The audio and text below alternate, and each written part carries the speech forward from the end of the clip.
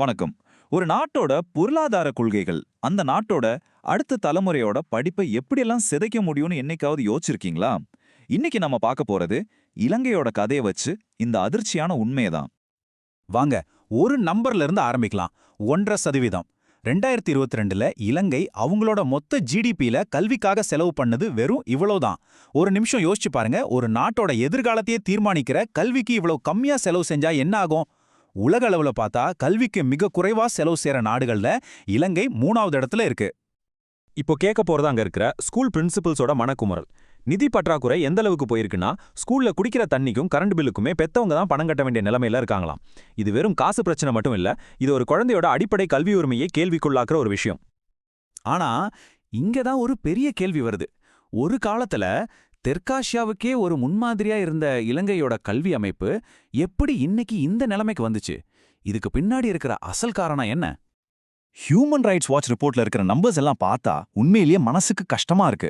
பாருங்க, 36,000 டீச்சர்ஸ் பற்றாக்குறை, 1,500க்கும் மேல ஸ்கூலை மூட போறாங்களாம். ஒவ்வொரு வருஷமும் 20,000 ஸ்டூடெண்ட்ஸ் படிப்பா பாதியிலே நிறுத்திடுறாங்க. இது பத்தாதுன்னு வறுமை காரணமா இன்னும் 80,000 பேரால ஸ்கூலுக்கே போக முடியல. சரி, இந்த வெற்றிடத்தை யாரு நிரப்புறா? தனியார் டியூஷன் சென்டர்கள் தான் குடிக்கட்டி பார்க்குது. இதனால கல்விங்கிறது ஒரு சிலருக்கு மட்டுமே கிடைக்கிற விஷயமா மாறிட்டு இருக்கு. சரி, இந்த வீழ்ச்சியோட ஆணிவேர் எங்க இருக்குன்னு தெரிஞ்சுக்கணுமா? அதுக்கு நாம கொஞ்சம் டைம் டிராவல் பண்ணி ஒரு 40 வருஷத்துக்கும் மேல பின்னாடி போகணும். இலங்கையோட பொருளாதார வரலாற்றையே புரட்டி போட்ட அந்த முக்கியமான வருஷத்துக்கு போவோம். 1977ல ஒரு பெரிய கொள்கை மாற்றம் வருது. அது வரைக்கும் ஒரு நாட்டோட வளர்ச்சிக்கு அரசாங்கம் தான் பொறுப்புன்னு இருந்துச்சு. ஆனா அதுக்கப்புறம் ஃப்ரீ மார்க்கெட் பாலிசின்னு சொல்லி எல்லாமே சந்தையோட கட்டுப்பாட்டுக்கு போயிடுச்சு. இதோட விளைவா கல்வி, மருத்துவம் மாதிரியான பொதுநல திட்டங்கள்ல இருந்து அரசாங்கம் மெதுவா தன்னோட பொறுப்பை கைகழுவ ஆரம்பிச்சது. ஆனா இங்க ஒரு இன்ட்ரெஸ்டிங்கான விஷயம் என்னன்னா, இந்த மாற்றத்துக்கெல்லாம் முன்னாடி இலங்கையோட கல்வித்துறை ஒரு பொற்காலத்துல இருந்திருக்கு. ஆமாங்க, வாங்க அந்த நாட்கள் எப்படி இருந்துச்சுன்னு பாப்போம். அடேங்கப்பா, இந்த ஒப்பீட்டை பார்த்தாலே புரியும். வித்தியாசம் மலைக்கும் மடுவுக்குமானது.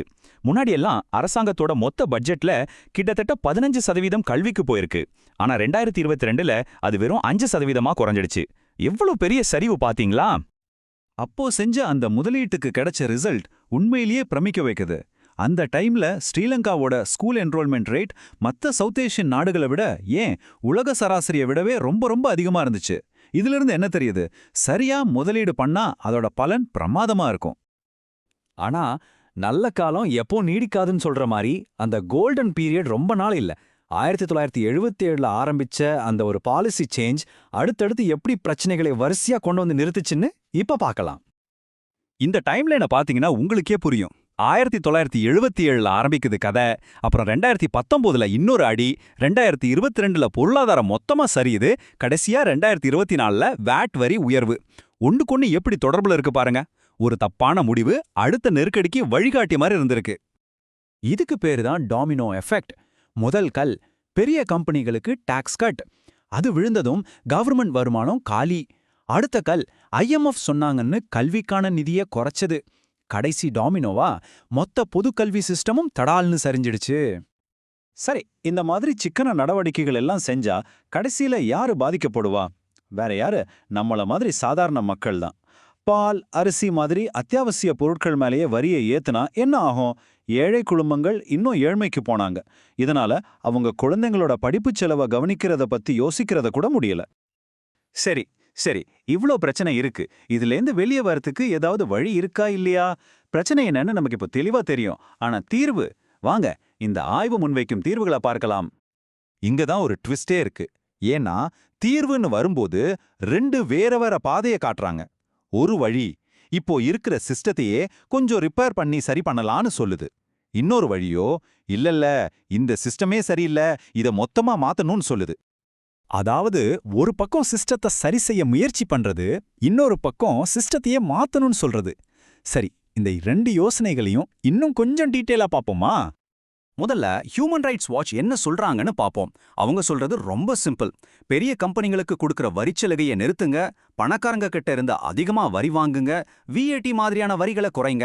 அப்படி செஞ்சா கல்விக்கு தேவையான பணம் கிடைச்சிடும். அதாவது இப்போ இருக்கிற சிஸ்டத்துக்குள்ளேயே ஒரு தீர்வை கண்டுபிடிக்க முயற்சி பண்றாங்க. ஆனா உலக சோஷியலிஸ்ட் வலைத்தளத்தோட பார்வை இதுக்கு நேர் எதிர்மாறா இருக்கு. அவங்க என்ன சொல்றாங்கன்னா, இந்த மாதிரி சின்ன சின்ன மாற்றங்கள் எல்லாம் அடிப்பட்ட இடத்துல பேண்டைட் ஓட்டுற மாதிரி தான், நிரந்தர தீர்வு கிடையாது. அவங்கள பொறுத்த வரைக்கும் பிரச்சனையே இந்த முதலாளித்துவ அமைப்பு தான். லாபத்தை மட்டுமே பார்க்குற இந்த சிஸ்டம்ல மக்களுக்கு நல்லது நடக்காது.